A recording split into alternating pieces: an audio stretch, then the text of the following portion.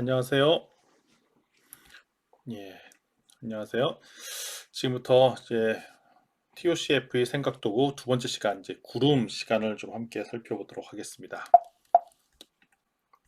예, 구름 시간의 첫 번째, 이거는 이제 인과관계를 살펴보는 거고요. 인과관계, 구름에 대해서 나타나 있다라고 말씀을 좀 드리겠고요. 그 리차드 바크, 우리 갈매기라는 소설을 쓴 사람이죠.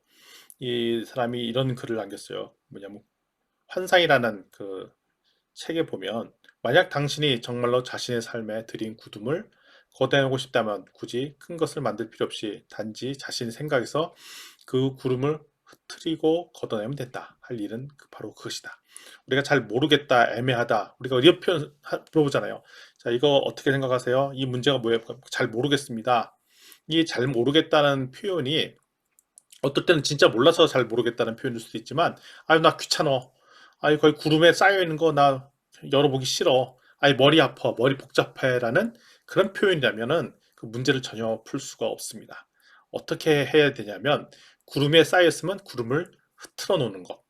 그래서 지난주에 봤던 우리가 클라우드를 왜 클라우드라고 표현했냐면, 구름이라는 구름, 우리가 애매모호하고 어려운 부분들을 구름을 거쳐내고 드러나도록 하는 것, 이것이 문제를 파악하는 데의 핵심이다라는 것입니다. 우리 보통 이렇게 하죠. 문제가 너무 복잡하고 어려워요, 이런 얘기를 합니다. 문제가 복잡하고 어렵다. 복잡한 것은 뭐냐면, 이것을 복잡할 때 가장 많이 쓰는 것은 잘게 쪼개서 그거를 부분적으로 살펴보는 것이 되게 중요합니다. 그래서 골드랩 박사가 하는 얘기는 뭐냐면, 문제를 쪼개서 그걸 정의 내리고 해보면 자기가 잘 파악할 수 있다라고 얘기를 합니다. 자, 질문을 던지겠습니다. 이 왼쪽 그림과 오른쪽 그림 중에 어떤 게 더 복잡해 보입니까? 당연히 왼쪽 게 복잡해 보이죠. 이게 더 복잡해 보입니다. 오른쪽 거는 이 원이라는 카테고리로 이렇게 쌓여 있어서, 아, 크게 네 가의 카테고리가 있구나. 자, 왼쪽에는 지금 애매모호하게 수많은 점들로 삭혀서 잘 모르겠습니다. 근데 잘 보면 이게 현실이에요. 이게 현실에 가까운 현실이고, 현실을 개념으로 쪼개봤더니 네 개의 카테고리가 있습니다라고 얘기를 하는 거죠. 그래서 현실을 바라보면 다 이 사람 기준에 이 사람도 맞고 구분도 애매모호하고 이렇습니다. 그래서 이 세상을 어떤 분류로 볼 것인가, 이것이 되게 중요하고요. 일단 이 세상을 분류해낼 수 있으면 훨씬 단순해집니다. 이거는 당연히 오른쪽 게 더 단순하고 왼쪽 게 더 복잡해 보입니다. 자, 그러면 이 두 그림 중에는 어느 게 더 복잡해 보입니까? 이렇게 질문을 던지면 보통은 오른쪽 게 더 복잡해 보입니다 라고 얘기를 합니다. 이게 더 복잡해 보이다고, 오른쪽 게. 이게 더 복잡하다고 얘기를 해요. 그 이유는 뭐냐면, 이 화살표 들어가 있고 없었던 점이 하나, 어, 원이 하나 더 들어가 있고 이게 복잡합니다 라고 되어 있습니다. 그렇지만 실제 시스템을 경영하거나 문제를 푸는 사람 입장에 볼 때는 오른쪽 게 훨씬 단순한 것입니다. 왜냐하면 이 왼쪽 거는 네 개의 객체, 카테고리 나와 있지만 서로의 관계가 나타나 있지 않습니다. 어디에 영향을 줘야 딴 데 영향을 미치는지 전혀 알 수가 없습니다. 그래서 이 전체를 다 변화시키려면 이 전후 관계를 모르기 때문에 이 네 군데에 다 영향을 줄 수밖에 없습니다. 그리고 이들 관계에 실제로는 숨어있는 관계가 있음에도 불구하고 발견하지 못했다는 것은 이거에 발생할 수 있는 다양한 다이나마킨 현상들을 알 수 없다는 증상입니다. 그런데 이렇게 오른쪽 같이 정리하면 우리가 숨겨져 있던 객체, 실체가 하나 더 있음을 발견하게 되고, 이 전후 관계를 아니까, 아하, 이 전체 시스템을 변화시키기 위해서는 요곳과 요 두 곳을 변화시키면 우리의 전반적인 시스템이 변하겠구나라는 이해도가 생길 수 있습니다. 따라서 어, 사물을 분류하고 이거의 전후 관계를 알 수 있으면, 인과관계를 알 수 있으면 그것이 더 단순한 시스템이다라는 것을 우리가 이해할 수 있다는 것입니다. 따라서 이것을 분류하고 관계 맺는 것, 이것이 핵심입니다. 그래서 저도 이제 액션러닝 코치이긴 하지만 이지만요, 액션러닝 코치로서 가장 많이 하는 것은 뭐냐면, 고객의 인터뷰하고 고객의 문제를 나타낸 현상들을 막 정리합니다. 그때 포스트잇 써갖고 막 정리하죠. 이게 포스트잇 정리한 다음에 그거를 비슷한 개념끼리 분류해서 모으는 작업합니다. 모은 다음에 거기에 전후 관계를 이렇게 화살표로 긋습니다. 그러면 아하, 요게 영향을 줘서 나중에는 최종적으로 여기로 수렴이 되는구나 라는 이해도가 생기는 거죠. 그래서 우리가 현실을 분석할 때 이런 다이아그램을 가지고 표현하는데, 이 다이아그램의 핵심이 인과관계를 알아내는 거다라고 생각하시면 좋겠습니다. 첫 번째, 개념을 분류를 만들고 분류한 이 개념 간의 관계를 만드는 것이 핵심이라는 것이죠. 이것은 현실에 가서 문제를 풀 때도 되게 중요한 포인트고요. 그리고 사업 계획서를 쓸 때도 마찬가지 이걸 알아야 하는 겁니다. 아, 내가 요번에 이런 사업을 하려고 했는데 결국 우리가 시장에 진입을 하거나 매출을 올리려면 내가 이런 활동들을 하면 중간에 이런 제품이 성공을 해갖고 결국 매출이 올라갈 것입니다. 이런 걸 설명한 것이 사업 계획서입니다. 그리고 논문도 이와 비슷합니다. 논문도 제가 보기에는 이런 변인들, 두 가지 변인들이 이거 매개 변수를 이용해서 결론적으로는 종속 변수인 뭐에 영향을 줍니다. 이거를 찾아내는 것입니다. 따라서 성공정지 문제 해결자들은 공통적으로 사업 계획서도 잘 쓰고요. 논문도 잘 씁니다. 근데 우리 보통 논문 지도하다 보면 논문을 잘 못 쓰시는 분들이 공통점이 있습니다. 논문을 잘 못 쓰시는 분들의 공통점은 뭐냐면 개념을 정립하는 과정에서 되게 어려움을 느낍니다. 그리고 복잡하고 어렵다라고 얘기하시는 분들이 대부분은 사물을 세부 개념을 분류하고 이거의 전후 관계가 무엇인지 파악이 잘 안 된다라고 생각하시는 분들이 많습니다. 따라서 오늘 이 훈련들을 많이 하게 되면 여러분들이 사업 계획서 쓰는데도 더 자신감이 붙으실 거고요. 그다음에 논문도 더 잘 쓰게 되고, 그다음에 문제 해결도 잘하게 된다라고 말씀을 드릴 수 있겠습니다.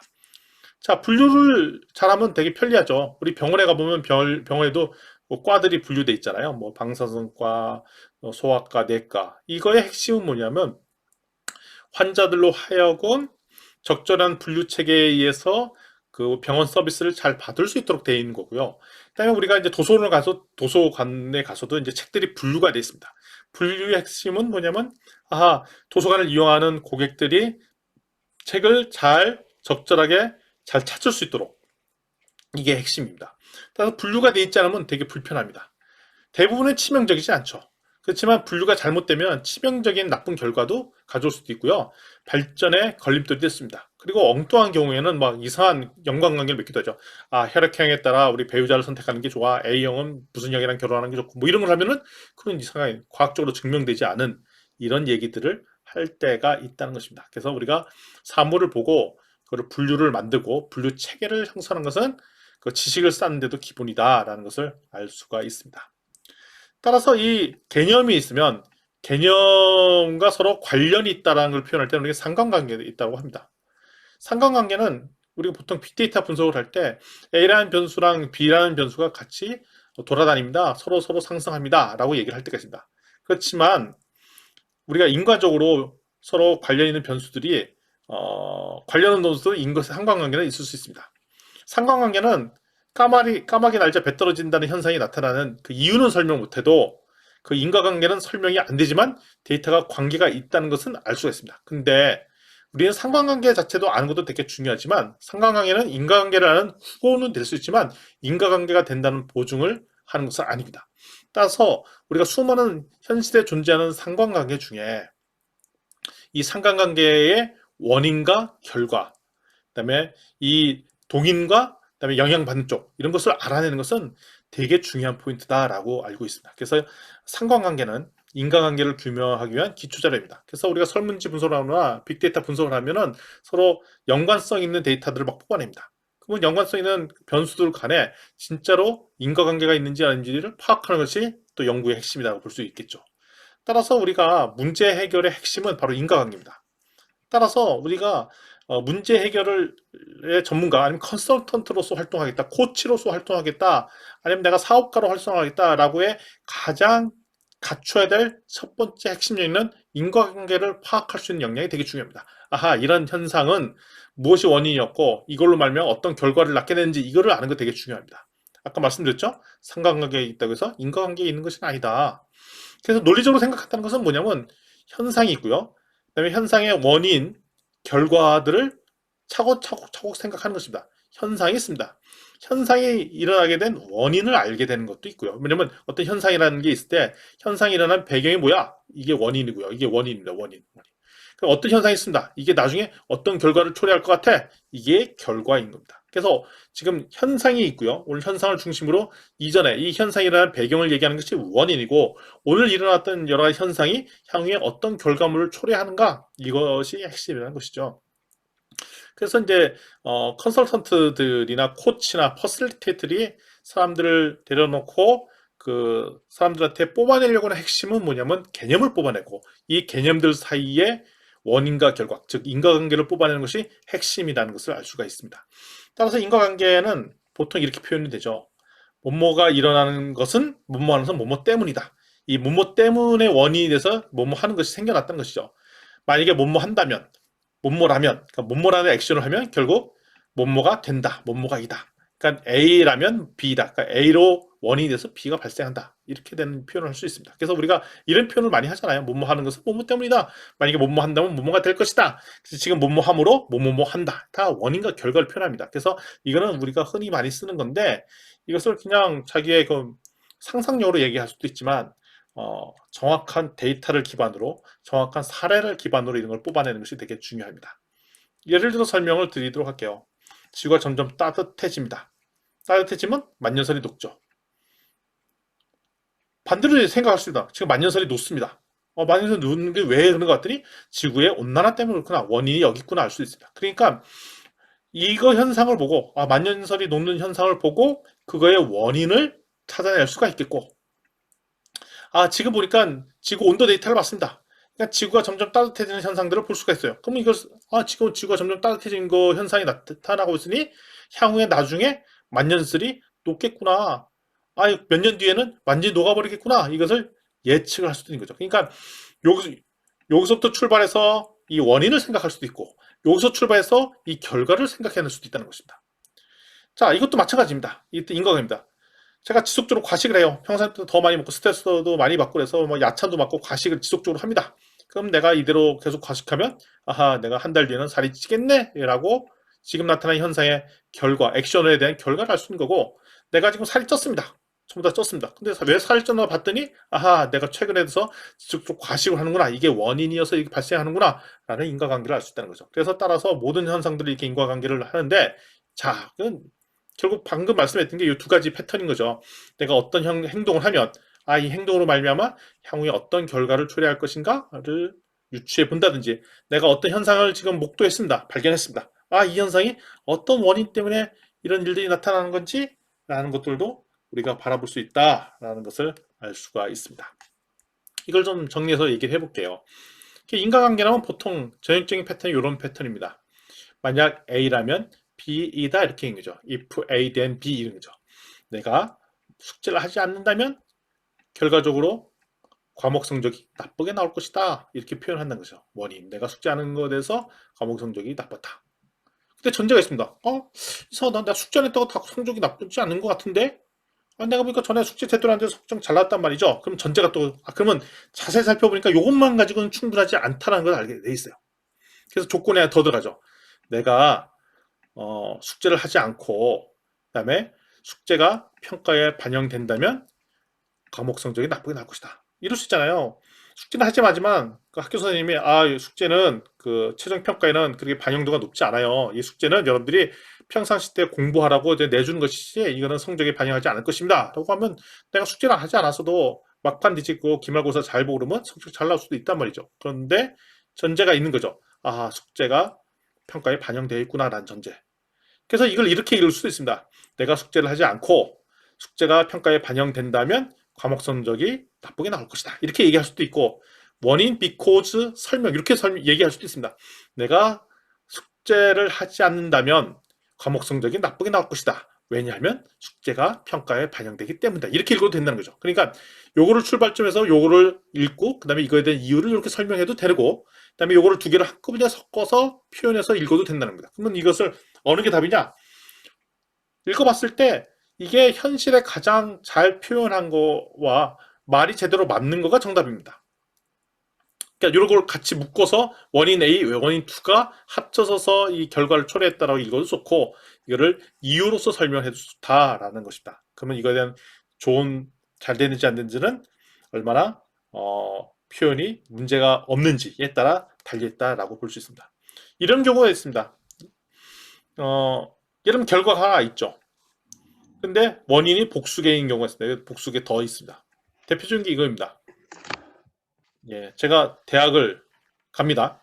대학 가는데 대학 가는 방법이 정시로 가는 것과 수시로 가는 것 두 가지 방법이 있죠. 그래서 정시로 가는 경우, 수시로 가는 경우 두 개를 섞어서 할 수도 있다는 것입니다. 그래서 이거는 오화 조건이죠. 오화 조건. 복수. 그러니까 대학 갈 때 일로 가는 길도 있고 일로 가는 길도 있고. 그러니까 여기 뭐 차이냐? 앞에 이 길다란 이 TOC FE 관계자는 이게 바나나로 표현하는 거예요. 바나나. 이 바나나가 뭐냐? 필수 조건입니다. 필수. 그러니까 요게 되려면 요 두 개가 필수 요건으로 들어가야 된다라는 것이 이제 이 바나나를 넣는다라고 표현을 합니다. 그래서 여기는 중간에 바나나가 없었어요. 바나나가 없었다는 얘기는 뭐냐면 요거든지 요거 오화 조건이라는 얘기예요. 오화 조건. 그리고 이렇게 할 수도 있죠. 내가 지금 맹장염에 걸렸습니다. 그 맹장염에 걸리면 나타나는 현상들이 증상이 뭔가 봤더니 체온이 높고 오른쪽 아랫배에 통증이 있습니다. 그 반대로 얘기하면 이런 증상들이 나타나요. 평소보다 온도가 높고 오른쪽 배에 통증이 있으면 이거는 추론. 맹장염에 걸린 거로 추론해 볼 수도 있다. 그래서 하나의 원인이 복수의 결과를 갖고 올 수도 있고 하나의 결과가 복수의 원인이 될 수도 있습니다. 그러니까 이렇게 단일 A라면 B 또는 필수 조건 그리고 하나의 결과 복수의 원인 또 하나의 원인 복수의 결과 이렇게 패턴들로 다 설명이 가능하다. 그런데 보통적으로 하나의 결과를 원인을 쓸 때 개수는 서너 개 정도 작성하는 게 딱 좋더라. 물론 무한대로 많이 작성해도 됩니다. 했는데 대략 서너 개 정도 해서 표현해 주는 것이 이해도가 빨라집니다. 그러니까 아주 작은 개념들은 좀 빼버리자는 거죠. 그래서 우리가 논문을 쓸 때도 독립변수 너무 많으면 복잡하니까 서너 개 정도 들어가고 그 다음에 우리 사업계획서를 쓸 때도 내가 사업계획서를 추진하기 위해서 이번에 쓸 전략이 3개 또는 이걸 하겠습니다. 액션 플랜 3가지를 하겠습니다. 이 3가지만 하면 이번에 마켓 쉐어를 제대로 잡을 수 있습니다. 매출을 올릴 수 있습니다. 라고 쓰는 게 좋다는 거죠. 그리고 내가 이 논문을 통해서 발견하기 위한 그 독립변수로는 이런 건데 이게 한 서너 개 정도 해주는 게 좋더라라고 얘기를 하고 있습니다. 왜냐하면 효율성을 위해서. 뭐 대학 갈 수 있는 방법이 무한대로 많죠. 뭐 더 방법도 있고 나중에 일반 대학 갔다가 편입해서 갈 수 있는 수많은 방법도 있는데 대표적인 거 서너 개로 정리하는 거 이것도 하나의 기법이다. 자, 요 예제는 뭐 지난주부터 계속 살펴본 예제 있고 지난주에도 살펴봤죠. 이걸 가지고 우리가 클라우드 그림을 표현했고요. 요 예제는 우리 골드웰 박사님의 그 더 골 책에 나와 있는 것을 각색한 내용입니다. 168페이지 나와 있죠. 다시 한번 읽어보면 고등학교 들어간 입학한 영순이는 송년 파티 하고 싶은데 10시까지 귀가하라고 그래요. 근데 친구들한테 인정받으려면 12시까지는 있어야 될 것 같고 중간에 나가면 친구들이 왕따 시킬 것 같아요. 그래서 끝까지 참여하고 싶은데 그러면 자정 넘어서 오잖아요. 그러면 여러 가지 위험에 있다. 라는 이런 얘기죠. 다 아는 얘기입니다.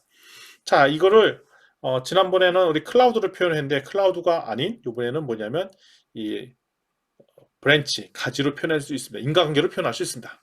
자, 내가 파티에 갑니다. 파티 갔더니 요건데 제가 이거를 할 때 전체 요거를 다 작성하는 건 어려우니까 처음부터 뭐냐면 중요 핵심이 되는 이 키워드들부터 적은 게 좋습니다. 이게 뭐냐면 시간상으로 하나씩 적어보는 거예요. 시간상 논리 흐름에대로 그리고 행동 중심으로 그래서 최종의 가지는 상태 중심으로. 그러니까 차별점은 뭐냐면 나는 파티에 가는 거죠. 시작점 여기입니다. 파티에 가는 겁니다. 파티에 가면 어떻게 되냐? 끝까지 참가해야 돼요. 왜냐면 여러 가지 이유가 있죠. 근데 끝까지 참다 보면 어떻게 보면 집에 늦게 올 수밖에 없어요. 나는 파티에 늦게 떠나죠. 그리고 중간에 차편 끊어지기 때문에 나는 중간에 심하게 걸어와야 됩니다. 걸어다 보니까 나 다칠 수 있다는 거죠. 그래서 파티에 가면 어떤 일이 생기냐? 결국 나는 중간에 다칠 위험에 빠질 수 있다는 것이 이 과정입니다. 그럼 요것만 나오면 너무 논리적 비약이 심한 것 같잖아요. 그래서 이렇게 내가 이 논리를 이렇게 전개한 이유들을 달아주는 거예요. 이유를 다룬 게 바로 요거란 겁니다. 이 책에도 나옵니다. 그래서 나는 파티에 가면 나는 끝날 때까지 참석해야 된다. 왜냐하면 파티 중간에 나오는 것은 친구들한테 왕따 돌리면 받기 때문이다. 제가 설명 이렇게 했어요. 제 말한 표현을 잘 들어보시죠. 내가 파티에 가면 나는 파티가 끝날 때까지 참석하다. 왜냐하면 파티 중간에 나오는 것은 친구들부터 따돌을 받기 때문이다. 나는 파티에 끝날 때까지 참석하면 파티장에서 늦게 떠난다. 왜냐하면 파티는 12시에 끝나기 때문이다. 나는 파티장이 12시에 끝나면 심야에는 고통 대중 표현이 없고, 그다음에 파티 참석자 중에 같은 동네에 사는 사람이 없기 때문에 나는 심야에 혼자 집에 걸어오게 된다. 이렇게 설명하죠. 내가 심야에 걸어오면 나는 집에 오는 도중에 다칠 수도 있다. 왜냐하면 심야에는 치안이 불안하기 때문이다. 이렇게 표현하는 거죠. 그래서 여기에 나와 있는 요 문장을 트리, 가지로 표현할 때는 이거, 이 가운데 축이 하는 것이 주로 상태나 주로 내가 해야 될 액션, 행동들을 달아주고요. 이 좌우에 붙어 있는 거가 주로 뭐냐? 이유, 근거, 이런 것들을 설명해서 달아주고, 필수 요건일 때는 여기 바나나 하나씩 넣어준다 라고 이해하시면 좋겠습니다. 자, 이럴 때 인과관계가 잘 되는지 검증하는 프로세스가 몇 개 있습니다. 이게 쓰는 요령이죠. 예를 들면 이런 겁니다. 내가 해외여행을 시작하면 매출에 영향이 있다. 그러면 이럴 때 쓸 때 매출에 영향이 있다가 매출이 준다는 거야, 든다는 거야. 이게 표현이 애매모호하다는 거죠. 그래서 영향이 있다 이렇게 애매모호하게 적지 말고 줄어드는지 늘어나는지 구체적으로 써줘야 된다는 겁니다. 이런 식으로 적지 말라는 겁니다. 예. 애매모호하고 인간관계 모호하도록 쓰는 것은 좋은 표현이 아니다라고 제가 말씀드릴 수 있습니다. 예를 들면 이런 거죠. 귀여운 작은 여학생 학교가 있다 하면 이게 그러니까 여학생 학교가 작고 귀엽다는 얘기인지 여학생이 귀엽고 작다는 표현인지 이게 애매합니다. 따라서 이것도 되게 명확하게 표현해 줄 필요가 있습니다. 그러니까 이게 무엇을 수식하는 여학생을 수식하는지 아니면 학교를 수식하는지 이게 참 애매모호하죠. 자, 만약에 우리는 도박을 많이 한다. 도박을 많이 하면 우리는 경제적으로 안정된다. 이게 근거가 이상하잖아요. 말이 안 맞잖아요. 이런 근거들 더 명확하게 해줄 필요가 있죠. 도박을 하는데 왜 경제적으로 안정되죠?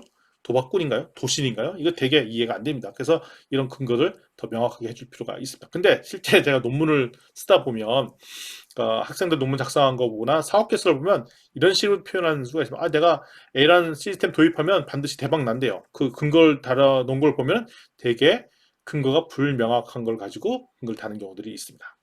또 이렇게 할 수 있습니다. 아까 해외여행을 시작하면 매출이 들어온다. 말이 이상하잖아요. 첫 번째, 해외여행을 시작한다. 그럼 언제 시작하는지 안 나타나죠. 2020년도에 시작한다. 이렇게 구체적으로 표현을 하고요. 매출이 줄어든다. 해외여행을 하는데 매출이 왜 줄어들어요? 어디가 줄느냐면 국내 매출이 줄어드는구나. 이유가 필요하겠죠. 왜 국내 매출이 줄냐면 우리 국내 영업 한다는 직원들을 해외 파트로 뺐기 때문에 국내 인력이 줄어든다. 뭐 이렇게 이유가 또 붙을 수 있겠죠. 그렇지만 구체적으로 이렇게 명확하게 적시해 주지 않으면은 되게 애매한 표현이 될 수가 있습니다. 이렇게 문장으로 표현해 줘야 되고요. 자, 근거가 있어야 된다는 거죠. 해외영어를 2020년 시작하면 국내 매출은 줄어든다. 왜냐하면 능력 있는 영업사원이 해외 근무로 이동했기 때문이다. 이렇게 표현을, 이유를 정확하게 달아줘야 된다는 거죠. 자, 내 차는 기름이 많이 들므로 전철로 출근하다. 근데 좀 이상해요. 그래서 저게 보안에서 어떻게 표현하면 내 차는 기름이 많이 들고 출근하면서 독서를 즐기려면 전철로 출근해야 한다. 이거는 때문에라고 표현하면 되게 이상해졌죠. 그래서 어떻게 하냐면 내 차는 기름이 많이 들고 출근하면서 독서하는 것을 즐김으로 전철로 출근한다. 그러니까 전철로 출근한 이유가 두 가지가 있는 거예요. 첫 번째는 뭐냐면 여기는 앞에 이게 없는 거예요. 이거 필수 여기 안 붙었어요. 전철을 출근하는 이유가 두 가지예요. 기름값도 많이 들고 아니 보니까 지하철 출근하는 게 나쁘지 않아. 책도 읽을 수 있고 뭐 이게 좋잖아요. 그래서 내가 일부러 이렇게 간다. 이렇게 표현할 수도 있다는 것입니다. 또 원인과 결과가 뒤바뀔 경우가 있습니다. 집에서 연기가 많이 나요. 근데 연기가 많이 나고 집에 불이 났다. 이거는 원인과 결과가 뒤집혔다는 거 알죠? 왜냐면 불이 났기 때문에 집에 연기가 났는데 우리가 표현은 거꾸로 현상을 보고 현상 때문에 불이 났다 뭐 이렇게 얘기할 수도 있습니다. 근데 이게 순환 논리로 가는 경우가 있어요. 팀이 졌다. 지고 있어요. 그러면 팀이 선수들이 지는 거 보고 낙심하고 열심히 뛰잖아요. 우리가 프로야구 보면 한 5회, 6회 지났는데 10대 1로 지고 있어요. 그러면 6회, 7회 되면 선수들이 대충 하잖아요. 그러면 이제 열심히 뛰잖아요. 근데 그것 때문에 팀이 져요. 이 순환 논리가 발생하는 거죠. 여기서는 결과이기도 하고 원인이기도 하고. 그래서 이 원인과 결과, 그러니까 우리가 닭이냐 계란이 뭔지냐 이거 되게 알아내는 게 어렵습니다. 그래서 이런 것들 잘 파악하는 것 되게 어렵다. 그래서 우리 실질적으로 인과관계를 하다 보면 뭐가 원인이고 뭐가 결과고 이게 뒤집힌 거 아닌가? 뭐가 맞는가를 되게 현실적으로 살펴볼 때는 어렵다라는 것일 수 있습니다. 내 차의 배터리 충전이 부족하다. 그럼 이걸 나타날 수 있는 현상도 있죠. 차에 시동이 안 걸리고 내 차의 불빛이 매우 흐리다라는 것을 알 수 있죠. 뒤집어서 얘기하면 시동이 잘 안 걸리고 내 차의 불빛이 흐리면 배터리에 문제가 있다는 것을 알 수가 있는 거죠. 그래서 제가 시동 걸 때 보면 간혹가다 계속 처음엔 잘 걸리다 어떨 때는 추운 날은 잘 안 걸리는 일이 빈번해. 여러 번 반복해서 그런 일들이 종종 생기고 그리고 밤에 닮으니까 불빛이 좀 어두운 것 같아요. 그러면 이건 10중 팔구 배터리 충전에 문제가 있구나라고 추정해 볼 수 있다는 것입니다. 그다음에 이런 거죠. 소비자의 기호가 바뀌었다. 근데 A 품목은 줄고 있고 근데 반면에 B 매출은 늘고 있다. 그럼 기호가 바뀐 거 알 수 있죠. 아니 만약에 A 품목도 줄고 B 품목도 다 줄었다면 이거는 소비자 기호가 줄어서 된 게 아니라 전반적으로 시장 경기가 안 좋아서 매출이 줄 수가 있잖아요. 예를 들면 코로나19 때문에 이번엔 뭐 소상공인 영업이 안 돼요. 근데 어떤 사람들은 그게 코로나 연인이 아니라 무슨 특별한 행사 때문에 안 됐다 뭐 이렇게 얘기할 수도 있잖아요. 그런데 보니까 이 소비자 기호가 바뀌었다고 판단한 것은 A라는 잘 팔리는 A는 안 팔리는데 B가 전부 다 늘었다. 그러면 패턴이 여기였다가 여기로 달라지는구나 라는 것을 알 수 있다는 것이죠. 그래서 인과관계를 제대로 잘 찾아보는 것 되게 중요하다라고 말씀을 드릴 수 있습니다. 따라서 그 개념을 명확히 하는 거 되게 중요하고요. 매출에 영향이 있다? 그게 아니라 더 구체적 국내 매출이 줄어드는지 늘어나는지 살펴보는 것. 그리고 연도 정확하게 박아주는 것. 그 다음에 이유가 있으면 그 원인, 이유 더 잘 살펴보는 것. 이것들이 가치를 형성하는 핵심이다라는 것입니다. 이걸 어떻게 하느냐? 문장을 읽으면서 인과관계 성립 여부를 직관적으로 판단해 보는 것이 좋습니다. 읽어보면서 문장을 계속 수정해 주는 거죠. 문장 수정해 주고. 그리고 원인을 더 추가해 보는 것입니다. 그리고 인과관계가 뒤집혔는지 한번 바꿔서도 한번 생각을 해보는 것이죠. 그리고 원인에 대해서 다른 결과 또 다른 원인이 있는가도 추가해서 넣어보면 이게 좋은 인과관계를 만드는 연습이 될 수 있습니다. 샘플로 이런 걸 해보도록 할게요. 우리나라 관료들의 대부분 S대 출신 서울대를 지칭하겠죠. 출신이라서 우리나라는 미래가 없다. 문장에는 좀 문제가 있습니다. 왜냐하면 너무 편파적인 얘기인 거죠. 그러면 요거를 그대로 문장을 쓰면 이렇게 됩니다. 우리나라 고위 관료의 대부분 S대 출신이라서 우리나라는 미래가 없다. 논리적인 점프가 있는 것 같아요. 아니 왜 S대 출신이면 다 문제가 있는 거야? 그리고 왜 미래가 없다? 근데 왜 미래 없는 건 무슨 상관이야? 그러면 개념을 하나 더 추가합니다. 요 개념을 넣습니다. 우리나라 고위 관료의 대부분 사고가 경직됐다. 자, 이거 다시 읽어볼게요. 우리나라 고위 관료의 대부분 S대 출신이므로 우리나라의 고위 관료의 대부분 사고가 경직됐다. 우리나라 고위 관료의 대부분 경직돼 있으므로 우리나라에 미래가 없다. 이것도 말이 좀 이상해요. 첫 번째, 아니 S대 출신하고 왜 경직되어 있어? 그 이유를 봤더니 요걸 추가하는 거죠. 우리나라 고위 관료의 대부분은 S대 출신이므로 우리나라 고위 관료의 대부분은 사고가 경직됐다. 왜 그래요? 왜냐하면요. S대 출신 사고가 경직되어 있기 때문에 그래요. 우리나라 고위 관료 대부분 사고가 경직되어 있어요. 근데 왜 이므로 우리나라 미래가 없어요. 왜냐고요? 아니 왜냐하면 나라가 발전하면 유연한 사고도 필요하고 그다음에 나라의 미래는 고위 관료가 미치는 영향이 크기 때문에 그런 거예요. 그 이유들을 정확히 달려주면 이유가 설명이 되는 거죠. 그러면 이렇게 하면은 이 개념에 대한 이해가 생기는 거죠. S대 출신은 미래가 없는 게 아니라 첫 번째 S대 출신이 사고에 경직이 되어 있어서 되는 거고 고위 관료가 영향이 미치는 영향이 크니까 이 영향이 있다는 거죠. 이 방법이 여러 가지가 있네요. 그러면 여러 가지 방법. S대 출신이 경직을 풀려면 뭐 첫 번째 여러 가지가 있겠죠. S대 출신자들이 사고 경직되지 않도록 뭐 교육 체계를 바꾸는 것도 해결책이 될 수 있고 이거 끊어내려면 아니면 고위 관료의 대부분이 S대 출신이 아니도록 뭐 B대, C대, 뭐 Z대학 학생들 출신들도 더 들어갈 수 있도록 하면 되겠고 만약 그걸 막을 수 있는 게 아니다. 그러면은 여기서 끊어내고 싶다. 그러면 우리나라의 미래를 고위 관료에 달려 있지 않고 일반 밑바닥에서부터 나온 정책들이 반영될 수 있도록 더 많이 노력을 하고 그래서 고위 관료들이 우리 미래를 결정할 수 있는 체계를 안 만드든지 그러니까 다양하게 이 문제가 이어지지 않도록 막을 수 있는 방법들은 여러 가지가 있더라. 그렇지만 첫 번째 이 논리 구조를 잘 형성해 놓는 것이 되게 중요합니다. 자, 여기까지가 되면은 이제 첫 번째 이제 우리가 좀 내용들을 좀 살펴봤고요.